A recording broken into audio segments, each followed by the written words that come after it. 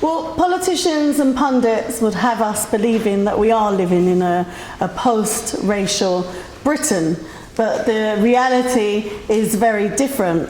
Over the past 7 years of cuts and austerity under the Tories and the Condemn coalition, we've seen racism deepen. Partly, or a key part of it is because of austerity and cuts. So all the cuts that we've seen happen over the past few years have had a disproportionate impact on black workers, black service users and communities. And when I'm using the term black, I'm using it in the political sense. So I'm talking about black, Asian, BAME people. And black people already face discrimination in the labour market, in society in general, before austerity hit. So it's amplified racism. But it's not just amplified racism and deepened racism, it's also deepened the injustice that black communities face. BARAC was founded as an anti-austerity organisation, but as we were founded in 2010, and as we've evolved, what we've found is that actually because racism and injustice has deepened, our remit as a campaigning organisation has been about challenging that broader racism and injustice. So the public sector is one of the largest employers of black workers, and that came about because post-Scarman, it was, post the riots in Brixton, the Scarman report, it was seen as a more accessible place to go and work because there were equality policies and so on in place. So the cuts that have happened to the public sector have disproportionately impacted on black workers. And often those are black workers in the frontline jobs. So if you take local authorities, in London for example, in some local authorities where black people made up, say, 5% of the workforce, they made up 25% of the redundancies. So they're targeted and managed out of the system. The voluntary sector is also another large employer of black workers, but also a lot of black people are relying on specialist services in communities that are provided by the voluntary sector because they're not provided by the government in the way that they're needed. And because of cuts to local authority budgets and central government budgets, that meant that a lot of these voluntary sector organisations couldn't access funding. And if they could access funding, they had to compromise what they stood for and what they were set up to achieve and do. And that particularly applied to race equality organisations. And what we've seen is literally race equality organisations over the first 3 years of cuts and austerity stripped of all their resources and funding and ceasing to exist, or literally hanging on a shoestring and having to operate out of a front room when they once had an office with a full staff working for them, and rely on people power really and volunteers. And that also applied to like race monitoring organisations who actually were there to support people when they experience racism, particularly hate crime related racism, and to also monitor the level of racism.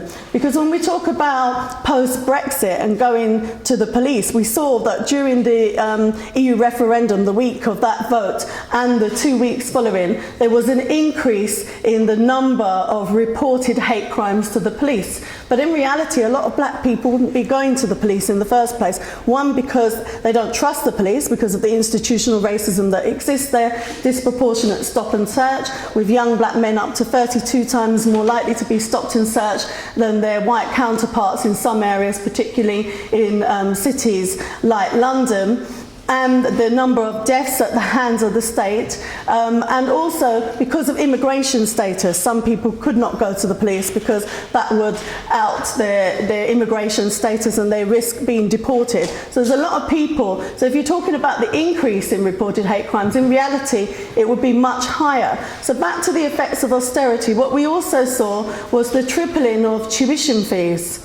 And that meant, the scrapping of EMA, which meant that the poorest students couldn't access university education, or it became a struggle. And they're also the students whose parents' jobs have been cut in the public and voluntary sector, therefore they haven't got the ability to financially support them in the way they might have been able to. And EMA was a lifeline for a lot of deprived and poor students, disproportionately black students, because it was the difference between being able to get the bus or the tube to the college, buy your lunch and buy the books. And anybody who's gone through university yourself or put in children through university know it's ridiculously expensive just buying those books that are needed.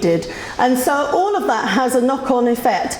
In addition, if you look at the local authorities that have had the deepest budget cuts, they're the local authorities that are officially declared deprived boroughs.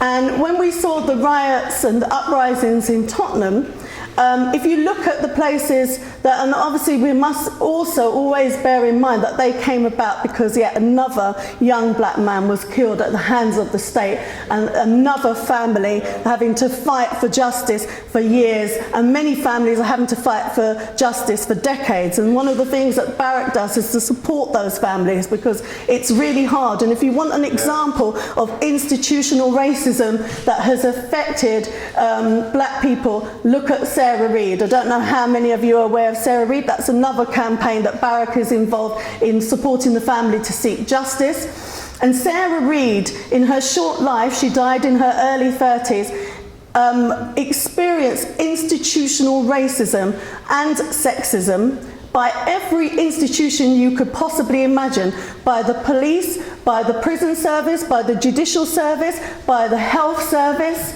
And in that time, her baby died. She experienced mental ill health. She was physically assaulted by police. She was imprisoned because she fought off somebody trying to rape her, and she died in Holloway Prison as a result. So if you want to see the effects of institutional racism on one person, Sarah Reid is an example of what institutional racism can do to us as black people. So all of these things have impacted disproportionately, adversely on black communities, which means they're struggling to keep their head above water. Add to that 0-hour contracts and precarious and insecure work. A lot of young people coming out of college or even trying to have a part-time job to get them through their education find that all that's available to them is a 0-hour contract job. So you can't get any security out of that. How can you plan your life and rent a property, let alone buy a property, which is completely out of reach for most young black people in deprived communities now? You can't even get your foot on the ladder. You can't plan for your future.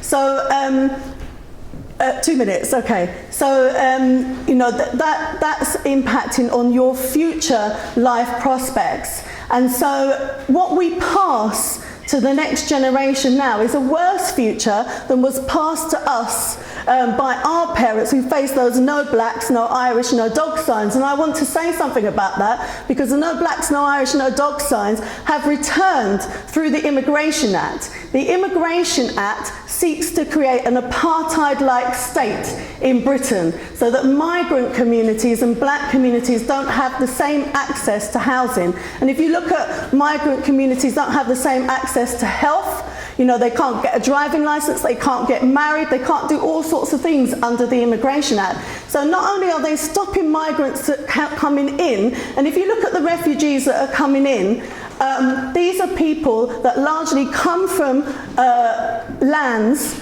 that were stripped and pillaged under colonial rule and empire and enslavement. So the UK stole their resources, and then they're saying you're not welcome to come into our country when you invaded their lands. So we have to look at that.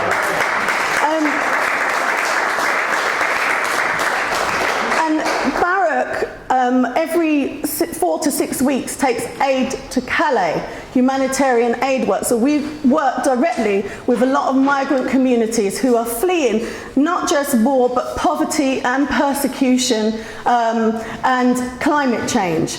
And the West are the ones that are more responsible for the climate change than those countries that they're coming from. So they have to take responsibility. But the final thing I want to say is the other side of the UK government trying to block people from coming into the country is they're trying to send us out of the country on charter flights, which are mass deportations. Now, they're not deporting Canadians or people from New Zealand or Australia. They're deporting Ghanaians, Pakistanis, Jamaicans and Nigerians.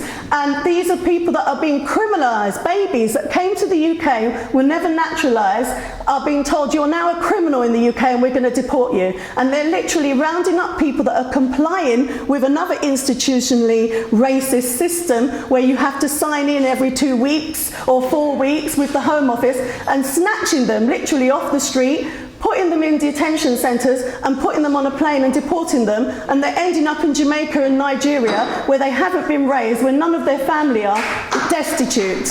I've got to stop now.